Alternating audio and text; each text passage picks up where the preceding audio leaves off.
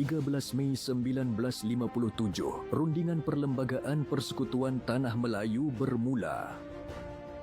Pada hari ini dalam tahun 1957, rundingan Perlembagaan Persekutuan Tanah Melayu bermula di Pejabat Kolonial London. Delegasi Persekutuan Tanah Melayu yang diketuai oleh Yang Teramat Mulia Tunku Abdul Rahman, Ketua Menteri, tiba di Pejabat Kolonial dengan disambut oleh barisan juru gambar media antarabangsa.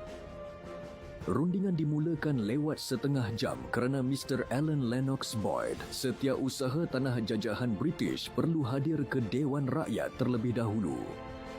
Dalam pertemuan pertama selama 2 jam ini, persetujuan dicapai mengenai prosedur rundingan dan pembentukan kumpulan kerja bagi memperincikan masalah teknikal perlembagaan.